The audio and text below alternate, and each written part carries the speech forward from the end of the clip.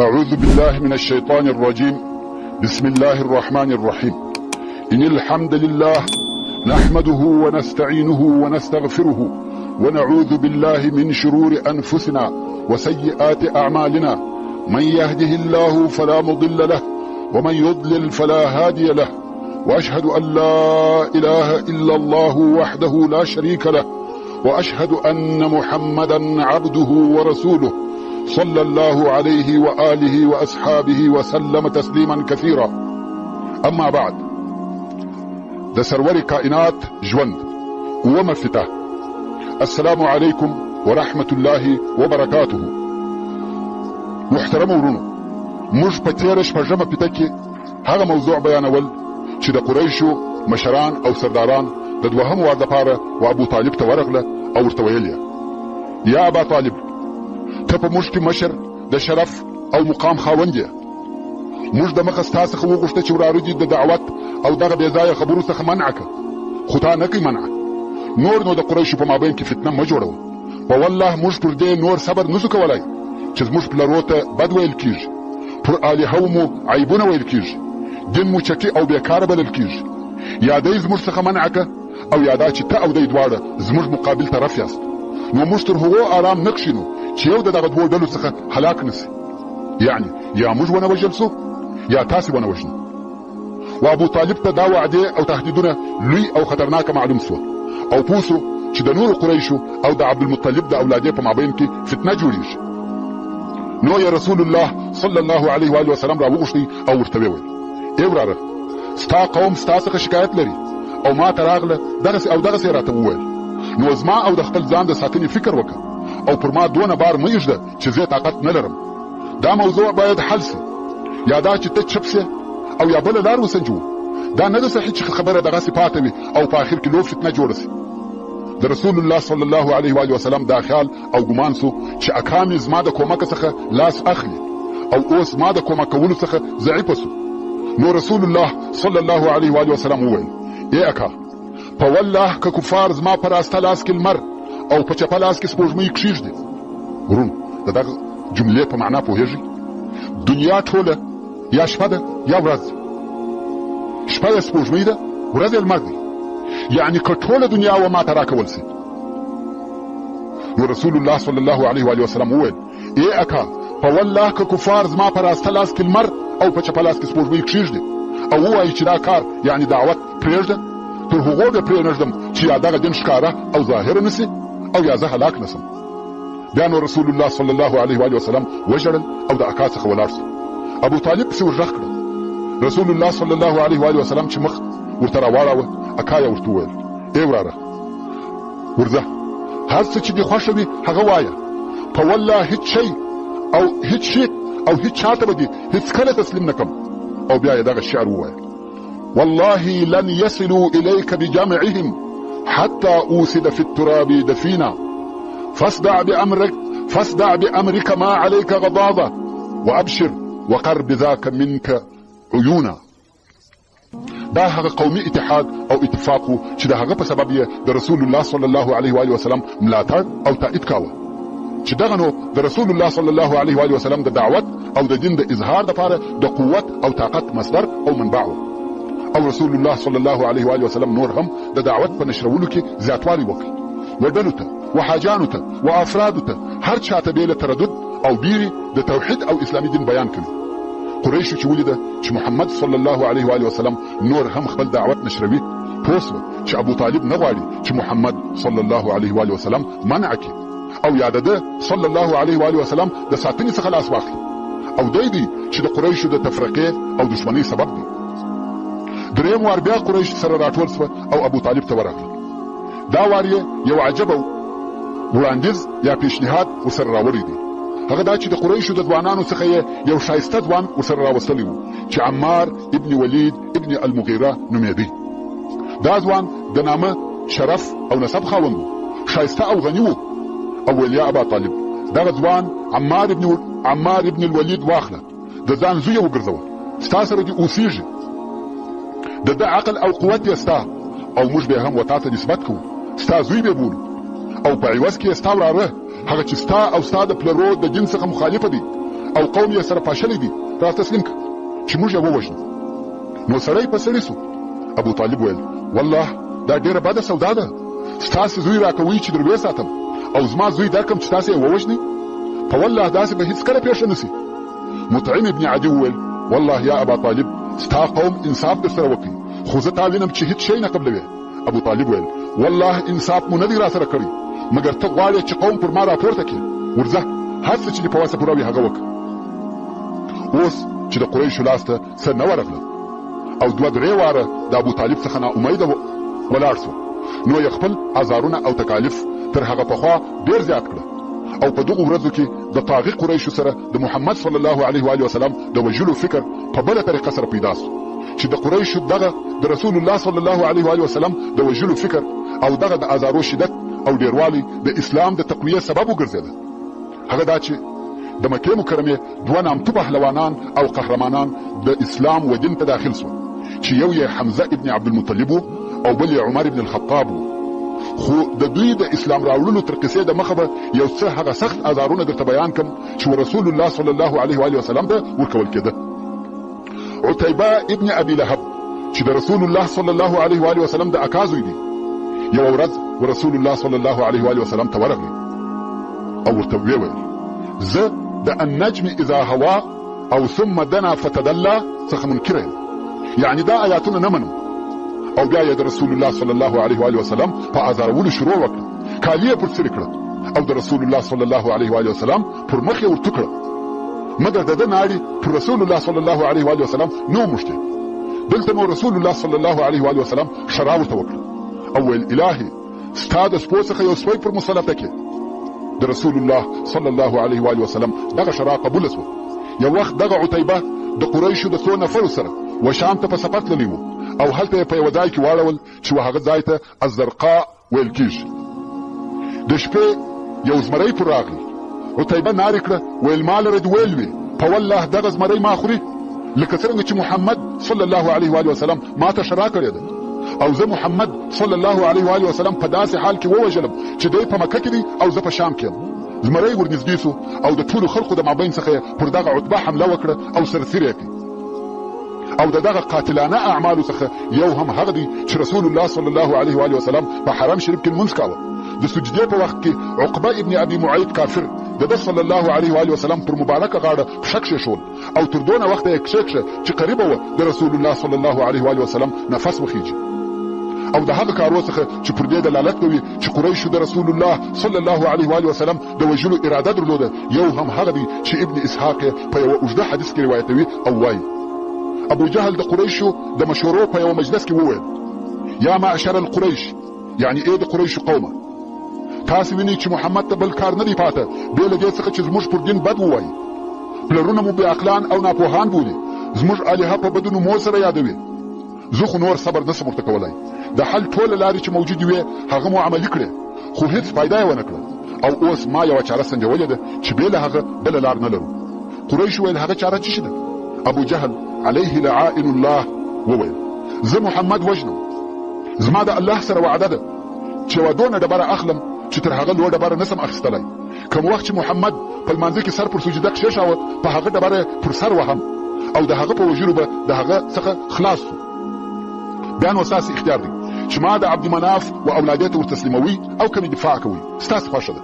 حتی که د عبدالمطلب اولاده ما مړ هم کې خو زه دا کار کوم.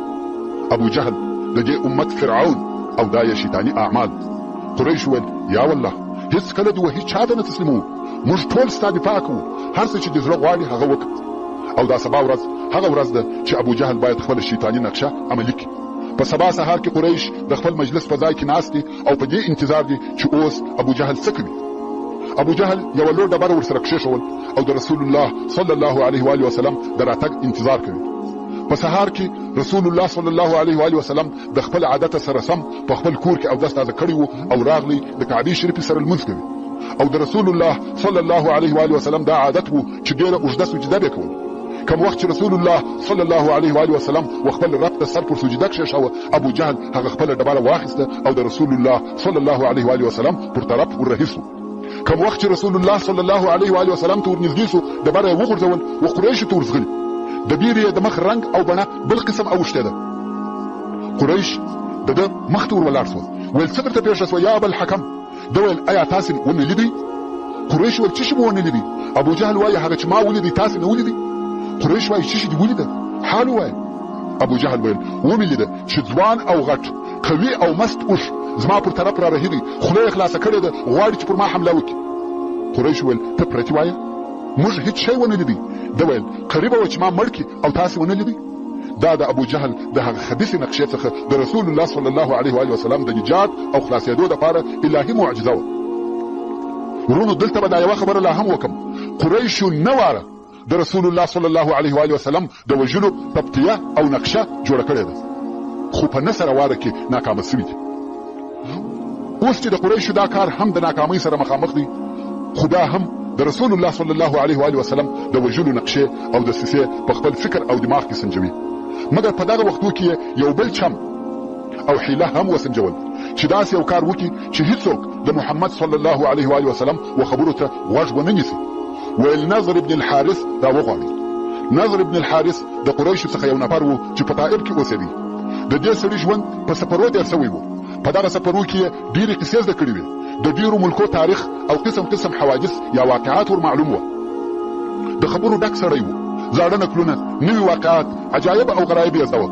قریشو دا سړی راوستی، ویل ته به دلته اوسېږې، هر وخت چې د محمد صلی الله علیه و وسلم ولیدی چې یو ځای کښیني ته به هم هلته ورته کښېنې. دی علیه الصلاة والسلام به خبرو ته نه پرېږدي، هغه ستا مزهداره او خوندورې قصې به شروع کړي. نضر ابن الحارث هم دغه خپله وظیفه شروع کړه او همیشه به یې داسې کول چې رسول الله صلی الله علیه و وسلم به یو ځای کښېنستی او قرآن مجید به وایه یا به دعوت کوه، نظر به هم هلته ورغلی او خپلې قصې به شروع کړي. په اولو وختو کې د قریشو دغه حیله تر یو اندازې کامیابه شوه. خلقو به د دغه نظر و عجایبو ته غوږ نیوي. د رسول الله صلی الله علیه و وسلم مجلس به پرېښاوه او نظر ته به ناست او کم وخت چې به نظر خپلې خبرې خلاصې کړې نو به وویل څوک وایي چې محمد تر ما ښه او بهتر دی؟ هغه زړې او پخوانۍ قصې کوي، زه هم زړې او پخوانۍ قصې کوم. د هغه دا هم ټول خرافات دي او زما دا هم ټول خرافات دي، دواړه یو شی. پر دې قسم څو ورځې تېرې سوې او خلق د نضر ابن الحارث په قصو ماړه سوه. چیرې د ده خبرې او قصې او چیرې قرآن کلام الله. خلقو بیرته دی او د ده مجلس پرېښول او هلته به ورسول الله صلی الله علیه و وسلم ته ناست و. او د نضر ابن الحارث د دغه عمل او وظیفې په باره کې چې ده او نورو کفارو به ویل چې قرآن مجید پخوانۍ قصې دي، د قرآن مجید په مختلفو صورتو او ځایو کې نه آیات نازل سوي دي چې ټوله د دوی دغه خبرې ردوي چې وایي قرآن پخوانۍ قصې دي، چې یو د هغو آیاتو څخه د سورة الانعام 15 نمبر آیات دی چې رب عز وجل فرمایي یقول الذین کفروا ان هذا الا اساطیر الاولین. یعنی هغه کسان چې کافران سوي دي وایي نه دی دا قرآن مګر د پخوانیو خلقو باطلې قصې. او په هر آیات کې چې د اساطیر لفظ ذکر سوی دی په هغه کې پر دغه نضر ابن الحارث رد دی چې قرآن کریم اساطیر الاولین نه دی بلکې دا کلام الله تنذیر من الرحمن الرحیم دی. په دې کلام کې بیره، وعظ، نصیحت او لارښوونه موجوده ده. دا هم د دعوت د منع کولو او د هغه د اثر د خنثی کولو دپاره د قریشو د طرفه یوه طریقه وه. خو په عین وخت کې د قریشو په زړو کې د رسول الله صلی الله علیه و وسلم د وژلو فکر ورسره دی. ابن اسحاق د عبدالله ابن عمرو ابن العاص رضی الله تعالی عنه څخه روایت کوي چې وایي یوه ورځ قریش نږدې و کعبې شریف ته ناست او زه هم ورغلم، هلته کښېنستم. رسول الله صلی الله علیه و وسلم د کوره راووتی، د کعبې شریفې پر طرف رهي دی، څو حجر اسود یې مسح کړي او بیا یې په طواف شروع وکړ. په طواف کې چې د قریشو پر برابري راغلی دوی ځینې بدې او بیکاره خبرې ورته وکړې چې د دې خبرو اثر د رسول الله صلی الله علیه و وسلم پر مخ ښکاره سو او څه ونه ویل. دوهم وار چې بیا د دوی پر برابري راغلی قریش بیا پوچ او رد وایي. رسول الله صلی الله علیه و وسلم پټه خوله دی، هیڅ نه وایي، خو د قهر علامې پر مخ ښکاره دي. بل وار بیا دغه حال دی. د طواف په هر شوط کې چې پر دوی راسي قریش دغه سپک ویل کوي. رسول الله صلی الله علیه و وسلم حلیم دی او هیڅ نه ورته وایي. خو د طواف په آخري شوط کې قریشو ډېر شنیع او بد الفاظ د ده صلی الله علیه و وسلم په مقابل کې استعمالول. رسول الله صلی الله علیه و وسلم ورته ودرېدی، په ډېر قهر او غضب یې ورته وویل اتسمعون ما یا معشر القریش، اما والذي نفسي بيده لقد جئتكم بالذبح. يعني ايه د قریشو ډلې تاسې اورئ زما د قسم په هغه ذات وي چې زما د نفس اختیار د هغه په قدرت کې دی، زه به تاسې ته حلالول راوړم، يعني تاسې ټوله به حلال کړم. قریش د دغه لهجې او د دې الفاظو په اورېدلو وارخطا او په بیره کې شول، ټوله چپ او پر خپلو ځایو ناست دي. په دوی کې هغه قوي دونه وکولای سوای چې رسول الله صلی الله علیه و آله وسلم ته ور ولاړ سو، په ډېره نرمه او د عذر په لهجه ورته وایي یا ابوالقاسم ومبخښه، ته کریم او حلیم یې، موږ ستا په حق کې غلطه وکړه. نور هم عذرونه وایي. دا ټوله د رسول الله صلی الله علیه و آله وسلم د لهجې او خبرې د بیرې څخه. رسول الله صلی الله علیه و آله وسلم رهیسو او دوی یې پرېښول. قریش چې بیرته پر خپلو ځایو کښېنستل اوس ځانونه ملامتوي، یو د بل سره وایي دا مو څه وکړه، موږ د ده د ازارولو او تکلیف ورکولو نیت کړی دی او اوس موږ ټوله د ده په یوه خبره وبېرېدو. دا څه راوسوه؟ ژر مو بیا بخښنه ځینې وغوښته او زارۍ مو ورته کول، هغه هم د ده په یوه خبره. قصد یې وکړي چې سبا به ډېر ازارو. دوهمه ورځ بیا قریش کعبې شریفې ته نږدې ناست دي. رسول الله صلی الله علیه و آله وسلم راغلی غواړي چې طواف وکړي. قریش ټول په یوه وار ورته راولاړ سو او پر راوګرځېدل. دا یوې خواته کشوي، هغه بلې بلې خواته کشوي، یو سکر کوي، یو چپلاخه او ورته وایي ته موږ په حلالولو بیروې او موږ حلالوې. د هره طرفه پر رسول الله صلی الله علیه و آله وسلم د چپلاخو او سکانو باران دی. رسول الله صلی الله علیه و آله وسلم د دوی په مابین کې ورک دی، د کومې خوا دفاع وکړي، کار یې د قدرت وتلی دی او نور هم پر رسول الله صلی الله علیه و آله وسلم وهل زیاتېږي. حضرت فاطمه رضی الله تعالی عنها راغله او دا حال یې ولیدی، غواړي چې په چغارو او بغارو خپل پلار خلاص کړي، خو په وسه یې نسوه پوره. نو یې د ابوبکر صدیق رضی الله تعالی عنه د کور و طرف ور وځغستل او هغه یې خبر کړي. هغه هم په ځغستا راغلی او د خلقو په مابین ورننوتی، یو طرف او بل طرف ته خلق پورې وهي. څو ځان یې ورسول الله صلی الله علیه و آله وسلم ته ور ورساوه او رسول الله صلی الله علیه و آله وسلم یې د قریشو د مابین څخه راویست. ابوبکر صدیق رضی الله تعالی عنه ژاړي او وایي تاسې پر دغه سړی وژنئ چې وایي زما رب الله دی، بس د غیر ګناه ده. او رسول الله صلی الله علیه و آله وسلم یې د دغه مابین څخه راویستی. دا هغه درد، هغه تکلیف او عذاب دی چې رسول الله صلی الله علیه و آله وسلم ته د خپل قوم څخه ورسېدی. امام بخاری د عروه ابن زبیر رضی الله تعالی عنه څخه روایت کوي چې وایي د عبد الله ابن عمرو ابن العاص رضی الله تعالی عنه څخه پوښتنه وکړه چې په هغه ټولو سخت عذاب به خبر کړ چې مشرکانو رسول الله صلی الله علیه و آله وسلم ته ورکړی دي.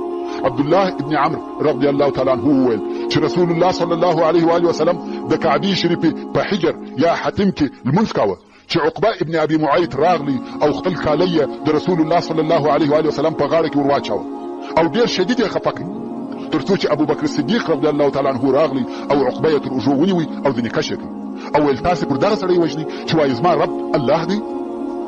او په حدیث شریف کې او په هغه حدیث کې چې د ابوبکر صدیق رضی الله تعالی عنه لور اسماء رضی الله تعالی عنها یې روایتوي، وایي ابوبکر صدیق رضی الله تعالی عنه ته ورنارې سوه چې هله ملګري ته دې ځان ورورسوه. وایي ابوبکر زموږ څخه ووتی او ده 4 کوڅې درلودې، د وریښتانو څخه کوڅې جوړې کړې وې چې د کوره څخه ووتی. دغه یې ویل آیا تاسې یو سړی پر دغه وژنئ چې وایي زما رب الله دی؟ هلته چې ورورسېدې مشرکانو رسول الله صلی الله علیه و آله وسلم پرېښاوه، پر ابوبکر رضی الله تعالی عنه یې راواچول. اسماء رضی الله تعالی عنها وایي کوم وخت چې ابوبکر بیرته راغلی کوڅې ته چې به مو لاس وروړي هغه به زموږ په لاسو کې راغلی، یعنې ټوله یې وشکولې وې. خیر، تر دې وروسته پر رسول الله صلی الله علیه و آله وسلم نور هم آزارونه زیاتېده او قریش پر دلاوره سوه، جرأت یې پیدا کړي. رسول الله صلی الله علیه و آله وسلم حلیم و، د بد ویلو او شکنځلو جواب یې چاته نه ورکاوه او تر پټه خوله یې زیات نور څه هم نسوای کولی. تحمل کوي او هغه آیات شریف خو مو دمخه درته بیان کړي چې رب عز وجل ورته وفرمایل ولربک فاصبر، او خپل رب ته دې صبر کوه. رسول الله صلی الله علیه و آله وسلم هم په صبر دی او قریش هر ورځ آزار ورکوي او په آزار ورکولو کې ورځ په ورځ زیاتوب کوي. دغه د ظلم او طغیان د تورو اوریځو په فضا کې د ضعیفو خلقو دپاره یو نور او روښنایي وځلېده چې هغه د حمزه ابن عبدالمطلب رضی الله تعالی عنه اسلام. حمزه رضی الله تعالی عنه د بعثت د 6 کال په آخر کې مسلمان شو او ډېر داسې ګمان کیږي چې د اسلام د ذوالحجه په میاشت کې او د حمزه رضی الله تعالی عنه د اسلام سبب دا و. یو ورځ قریش د کعبې شریفې سره ناست وه او رسول الله صلی الله علیه و آله وسلم طواف کاوه. ابو جهل چې هم دالته وو ورسول الله صلی الله علیه و آله وسلم ته پښکنځلو او بدویلو شروع وکړه. ډیر شدید او غلیظ الفاظ ورته وویل چې تر دغه وخت چا دغه بد الفاظ نه ورته ویل. د رسول الله صلی الله علیه و آله وسلم د مخ رنگ د ډیر قهر څخه تغییر کاوه، مګر په وسه څه نه وپره. په یو روایت کې وایي چې ابو جهل په یو ډبره هم پر سر وواهه او د رسول الله صلی الله علیه و آله وسلم د سر څخه وینې راتوی شوې. بیا نو ابو جهل لاړی هلته د قریشو سره د هغو په مجلس کې په فخر کښېنستی. یوه ښځه چې د عبدالله ابن جدعان مینځه وه، هغې دغه حال ولیدی چې ابو جهل پوچ او رد وایي او رسول الله صلی الله علیه و آله وسلم پټه خوله دی. ښځه د دغه ظلم په لیدلو نه وه خوښه، خو رهي سوه. په لار کې حمزه رضی الله تعالی عنه په مخه ورغلی چې د ښکار څخه را رهي و. غشي او لیندۍ ورسره وه. د حمزه رضی الله تعالی عنه ښکار خوښ و او ښکار یې کاوه، خاصتا د زمریانو ښکار چې دا د حمزه رضی الله تعالی عنه د قوت او دلاوري علامه ده. او تر دغه وخته پر هغه خپل شرک و. اول چې مکې مکرمې ته داخل سو ښځې ورته وویل که چیرې تا لیدلي وای چې ابوالحکم یعنې ابو جهل ستا و وراره ته څه وویل؟ حمزه رضی الله تعالی عنه وویل څه ورته وویل؟ ښځې ویل ښکنځل، بد ویل، هر څه چې وه هغه یې ټوله ورته وویل. حمزه رضی الله تعالی عنه وویل چا د دغه خبرو جواب ور نه کوي؟ ښځې ویل یا والله هیڅ چا جواب ور نه کوي. حمزه رضی الله تعالی عنه چې په قریشو کې قوي ځوان و ډېر قهر ورغلی. د خپل کور په عوض د دارالندوه و طرف ته ورهي سو. په لار کې و هیڅ چا ته نه درېږي، فقط ابو جهل یې پکار دی چې ویویني او ور حمله کړي. مستقیم هغه د قریشو اجتماع ته ورغلی. ابو جهل چې نوم یې عمرو بن هشام دی د قریشو په مابین کې ناست دی. حمزه رضی الله تعالی عنه ورته ودرېدی. هغه لیندۍ چې د ښکار دپاره ورسره وه په هغه یې پر سر وواهه. د ابو جهل د سر څخه وینې را ایله سوې. حمزه رضی الله تعالی عنه وویل ته محمد ته ښکنځل کوې او زه د ده پر دین یم؟ خذها وانا ابن الاکرمین، واخله دا زما واري او زه د اشرافو زوی یم. او په هغه لیندۍ بل واري پر وکړي او غږ یې کړه څوک زما جواب وایي؟ د ابو جهل قوم چې بني مخزوم وه هغه ولاړ سوه، غواړي چې د ابو جهل پر طرف وجنګېږي، لوی جنګ او فتنه جوړه سي. ابو جهل غږ پر وکړي پرېږدي، خطا زما وه، ما د ده وراره ته ډېر بد وویل، زه یم چې تجاوز مې کړی دی. دلته نو حمزه رضی الله تعالی عنه د رسول الله صلی الله علیه و آله وسلم بدله او انتقام واخیستی. مګر ده یوه جمله وویل، دی وایي زه نه پوهېږم چې دا جمله څنګه زما تر خوله ووته. هغه دا چې ما وویل چې ته محمد ته ښکنځل کوې او زه د ده پر دین یم. دا جمله مې بې اختیاره د خولې څخه ووته، حال دا چې زه د ده پر دین نه وم. حمزه رضی الله تعالی عنه وایي کور ته ولاړم او په دغه جمله کې چې بې اختیاره زما تر خولې وتلې وه فکر کوم او ډېر په حیرت کې پاته سوم چې زه د محمد پر دین نه یم او اوس به ټول خلق دا فکر کوي چې زه د هغه پر دین یم. ځکه دا جمله د قریشو د مجلس په مابین کې زما تر خوله ووته او اوس حیران یم چې د هغه خپلې خبرې په سبب د محمد صلی الله علیه و آله وسلم دین ته ور واوړم او که سبا و هغه مجلس او اجتماع ته ورسم او ورته ووایم چې زه د محمد پر دین نه یم.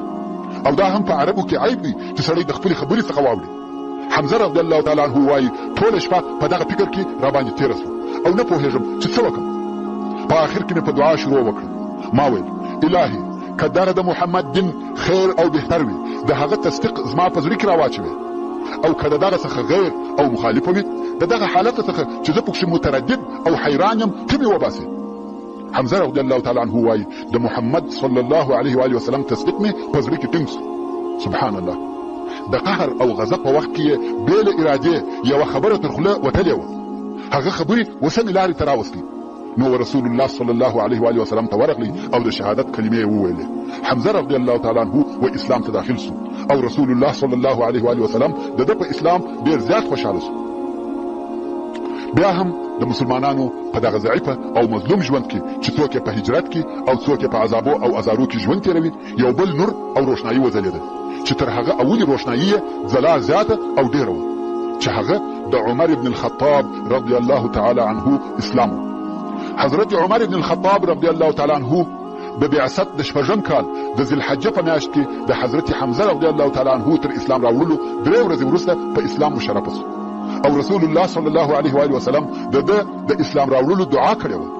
امام ترمذي د عبد الله ابن عمر رضی الله تعالی عنه څخه روایت کوي او امام طبراني د عبد الله ابن مسعود رضی الله تعالی عنه او انس رضی الله تعالی عنه څخه روایت کوي چې رسول الله صلی الله علیه و آله وسلم وفرمایل اللهم اعز الاسلام باحب الرجلين اليك بعمر بن الخطاب او بابي جهل بن هشام. يعني الهي په دغه دوو نفرو کې چې هر یو وتا ته خوښ وي چې عمر ابن الخطاب دی او ابو جهل ابن هشام دی، په هغه سره اسلام معزز کې. نو دغه دوو څخه په الهي دربار کې عمر ابن الخطاب رضی الله تعالی عنه خوښ او دغه په باره کې د رسول الله صلی الله علیه و آله وسلم دعا قبول شوه. لکه څنګه چې د مخه مو درته وویل چې د قریشو څخه پر مسلمانانو هغه ډېر شدید عمر رضی الله تعالی عنه، مګر په عین وخت کې پوه، عاقل، هوښیار، خطیب، قوي او قوال سړی و، د همت او عزم خاوند و. د هر کار اراده چې به وکړه هغه به تر اخره رساوه. او عامر ابن هشام چې ابو الحکم ورته ویل کېده او په مسلمانانو کې نوم ابو جهل و، هغه هم د عزم خاوند، خطیب او د قریشو د مشرانو څخه و. معلومه خبره ده چې په مسلمانانو کې د دغسې چا وجود و اسلام ته ډېر کومک رسوي. خو دغه صفتونه په حضرت عمر ابن الخطاب او په عامر ابن هشام کې چې په ابو جهل سره مشهوره دی موجود و.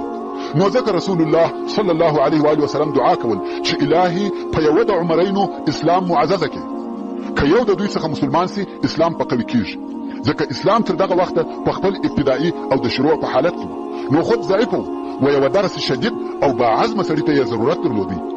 مګر د رسول الله صلی الله علیه و آله وسلم دعا د عمر ابن الخطاب رضی الله تعالی عنه په نصیب شو او د حضرت عمر رضی الله تعالی عنه د اسلام راوړلو په ټولو روایاتو کې چې وګوره دا معلومیږي چې د ده وزړه ته د اسلام ننوتل په تدریج سره و. د مخه تر دې چې د ده رضی الله تعالی عنه د اسلام راوړلو قصه بیان کو، دا بهتره ده چې د ده رضی الله تعالی عنه هغه دننه عواطفو او مشاعرو ته یو څه اشاره وکړو. حضرت عمر رضی الله تعالی عنه د طبیعت په تیزی او تندی سره مشهوره او معروفه و، قهرمن او شدید سړی او ډېر ځله مسلمانانو د ده څخه قسم قسم آزارونه لیدل دي او دا معلومه ده چې د ده په دننه زړه کې ضد او نقیض مشاعر موجود و. د یوه طرفه یې د هغه عاداتو او تقالیدو احترام کاوه کوم چې د ده پلرو او نیکهګانو ورته ایښي وو. ځان یې و هغه لهو لعب او شهواتو ته ور ایله کړي وو کوم چې ده او د ده ماحول عادت ورسره درلودی. خو بالمقابل د مسلمانانو لمونځ او دا چې دوی د خپلې عقیدې په لار کې دغه سخت آزارونه قبلوي ښه ورته ایسېده. او بیا د ده په عاقل زړه کې شک او تردد و چې ممکن دغه شی چې اسلام و هغه ته بلنه کوي تر دغه نورو کارو ښه او بهتر وي. په فکر او دماغ کې به دغه ضد افکار ټوله اوښته او بیا به خاموشه سو. خو د ده د اسلام په باره کې چې روایتونه سره راټول کو خلاصه یې داسې راوځي. یوه شپه ده غوښته چې تر کور د باندې شپه تېره کړي، نو حرم شریف ته ورغلی او د کعبې شریفې په پوښ ننوتو. رسول الله صلی الله علیه و آله وسلم ولاړ و، لمونځ یې کاوه او په لمانځه کې یې سورت الحاقه شروع کړي. عمر رضی الله تعالی عنه و قرآن ته غوږ ونیوی او د هغه ترکیب او تالیف یې ډېر خوښ شو. نو دی وایي ما د خپل ځان سره وویل لکه څرنګه چې قریش وایي په والله دی شاعر دی. او رسول الله صلی الله علیه و آله وسلم په دغه وخت کې دغه آیاتونه تلاوت کړل: انه لقول رسول کریم وما هو بقول شاعر قلیلا ما تؤمنون. یعنی بشکه خامخا دا قرآن د مکرم عزتمن رسول قول دی او دا قول د کم شاعر نه دی. تاسې ډېر لږ ایمان راوړي بلکې نه مؤمنان کېږي. عمر رضی الله تعالی عنه وایي ما د ځان سره وویل چې شاعر نه دی نو کاهن دی. او بیا رسول الله صلی الله علیه و آله وسلم دغه آیات تلاوت کړي: ولا بقول کاهن قلیلا ما تذکرون. یعنی دا قول د کاهن هم نه دی. لکه تاسې چې ګمان کوئ تاسې ډېر لږ پند اخلي بلکې هیڅ پند نه اخلي. تنزیل من رب العالمین. دا قرآن د رب العالمین د طرفه نازل سوی دی. او سورات تر اخر ووایه. عمر رضی الله تعالی عنه وایي یو څه ته تاثیر لاندې شوم، اسلام یې وزړه ته رانږدې شو. دا هغه د اسلام تخم و چې د حضرت عمر رضی الله تعالی عنه په زړه کې کښېښول شو. مګر هغه د جاهلیت آثار او تقلیدي قومیت د پلرو او نیکهګانو د دین لویوالي بیا هم پر دغه حقیقت چې د ده پر زړه یې غږ کاوه غالب و. بیا هم په خپل عمل کې ضد د اسلام و.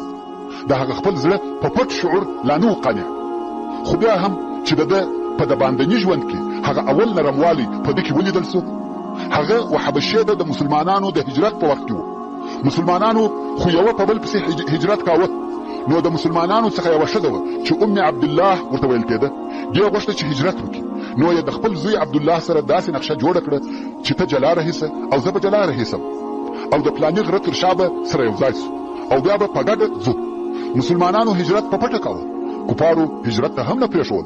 نو عبدالله تر مور د مخه د هغه غره شاته ولاړی چې دوی وعده سره کړې او ام عبدالله د شپې ناوخته پر خره سپره سوه. د لارې د ضروریات شیان ورڅخه دي پسې را رهي سوه.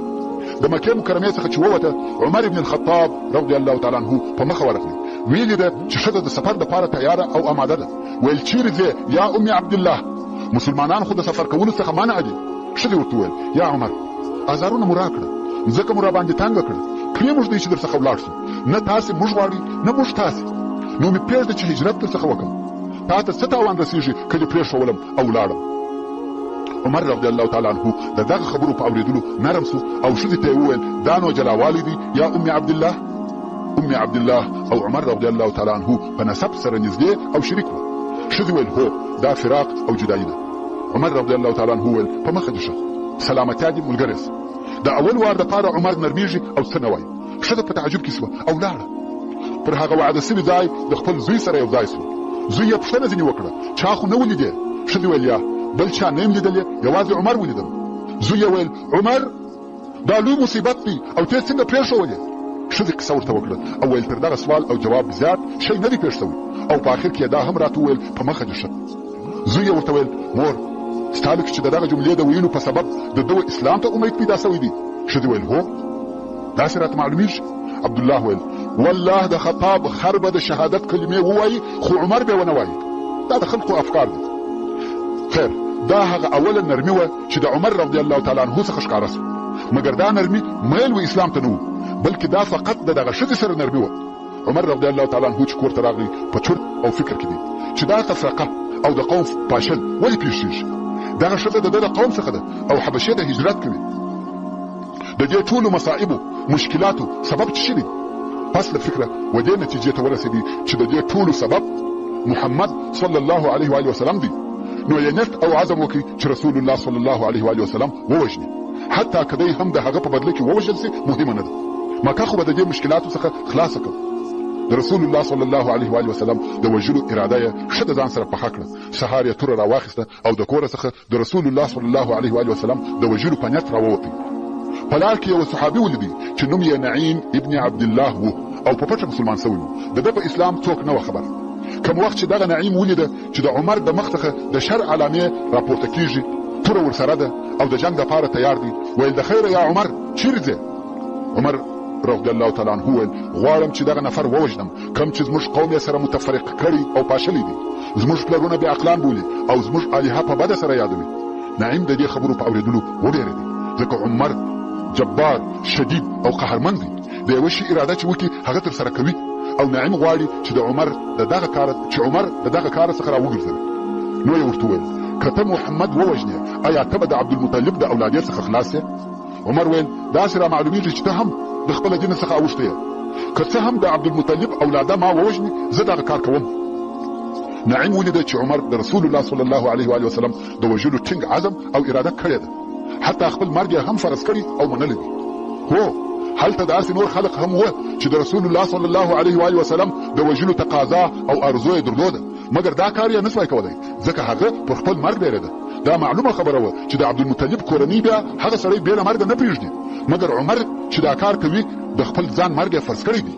نعیم فکر وکړي چې یوه داسې حیله جوړه کړي چې لږ تر لږه دونه وخت پیدا کړي چې رسول الله صلی الله علیه و وسلم یا اصحاب کرامو ته خبر ورسوي. نو یا عمر رضی الله تعالی عنه ته وویل چې داسې ده چې باید د خپلې کورنۍ څخه را شروع کړي. اصلا د نعیم مقصد دا دی چې عمر په یو بل کار مشغوله کړي او دی رسول الله صلی الله علیه و وسلم ته خبر ورسوي. عمر ویل مقصد دې څوک دی؟